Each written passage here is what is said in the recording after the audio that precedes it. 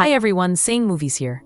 This is about a man named Caleb Holt, a firefighter, and respected by his colleagues and by the entire town for his bravery in putting out fires. But at home, things are different. His marriage is about to burn down. But before we get into the movie review, I want to ask you, how far are you willing to go to save your marriage? Leave your response in the comment section. The movie opens in Catherine's room 25 years ago. She tells her mother that she wants to marry her dad. Her mother smiles and explains that she can't marry her father, but that when she grows up, God will give her a man who will truly love her. In the present, 25 years later, in the town of Albany, Georgia, Caleb Holt is a firefighter, a respected one. But at home, things are falling apart. Catherine, his wife, feels invisible. They barely talk anymore, and when they do, it's usually a fight. Caleb believes respect at home should be earned, just like at work. Their marriage is on fire, and neither of them knows how to put it out.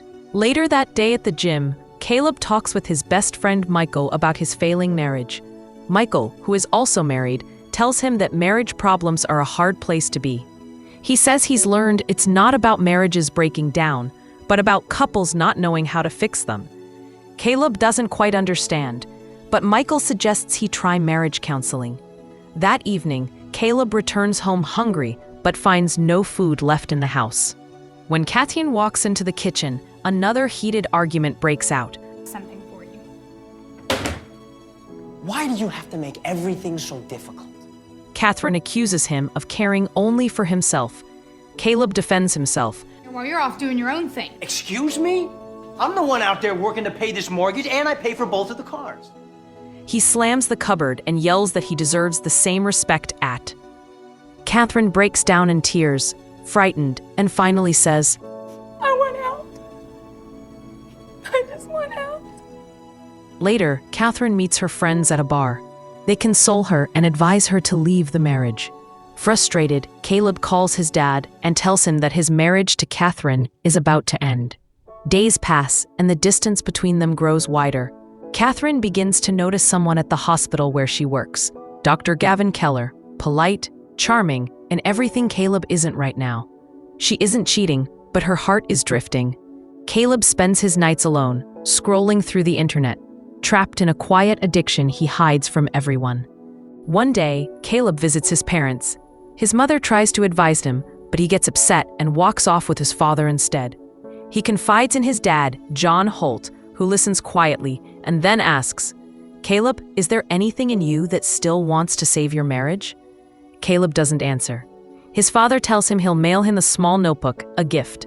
Before you give up, he says, just do what it says in the book. The next morning, Caleb opens the notebook, the love dare. Inside it says, Day 1, don't say anything negative to your spouse today. It seems simple enough. But by afternoon, Catherine pushes every button he has. He swallows his pride and stays silent. It's a small victory, though it doesn't feel like one. That night, he tells his father, she's not responding, it's pointless. His dad replies calmly, This process takes 40 days, not 4. But this is not based on feelings. It's a decision. You can't give up yet. Catherine visits her sick mother, who suffers from dementia, and talks about her marriage. Her mother doesn't respond. Day after day, Caleb keeps trying. But Catherine doesn't care. She believes it's too late. Dr. Keller keeps showing attention, polite, thoughtful, listening when Caleb never did. After days of small gestures, Caleb plans something special, a surprise dinner. He waits nervously. When Catherine finally returns home, she sees the setup, but instead of smiling, she freezes. Catherine's voice turns cold. Let me be real clear with you about something.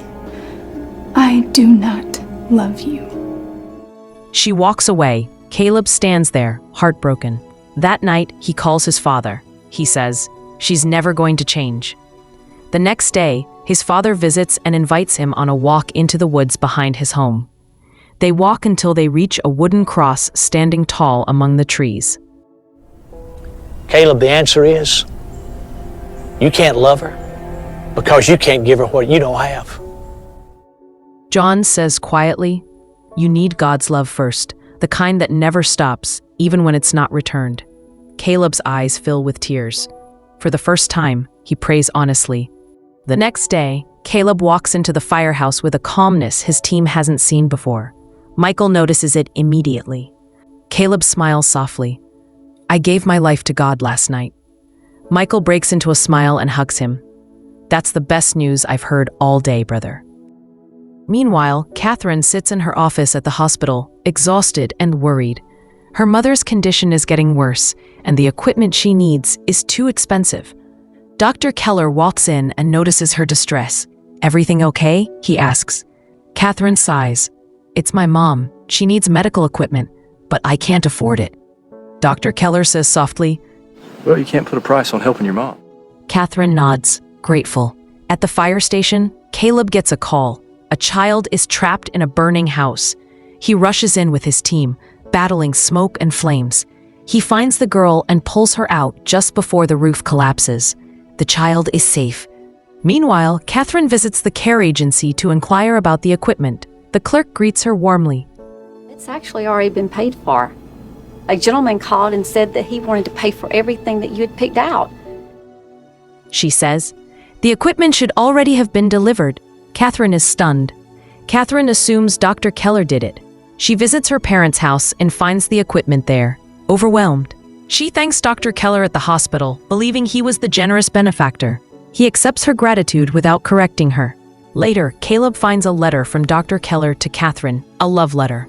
His anger rises. He calls the hospital to confirm who Dr. Keller is, then drives over to confront him. Calm but firm, he warns, I know what you're doing, and I have no intention of stepping aside as you try to steal my wife's heart. Thanks for helping me with my hand.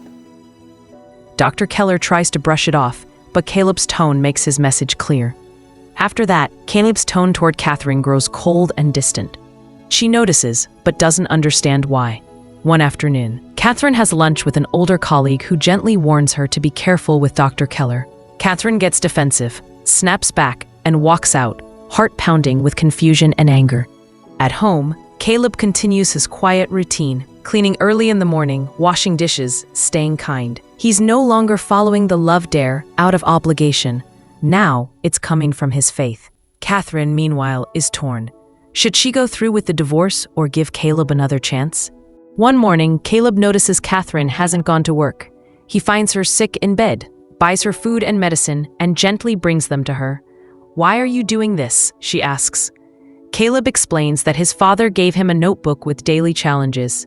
Catherine, having already found it, asks, So what day are you on? 43. She frowns, but there are only 40. He smiles and explains that, at first, he didn't want to do it, but with God's help, he's learned how to truly love her. Catherine, I do not want to live the rest of my life without you. Catherine says she needs some time to think. The next morning, she returns to the medical agency to settle a few details. The clerk greets her. "Mrs. Holt, we've confirmed payment for all your mother's equipment. The gentleman who covered the bill, Caleb Holt." Catherine freezes. Catherine's heart stops. Tears fill her eyes. All this time, she had thanked the wrong man.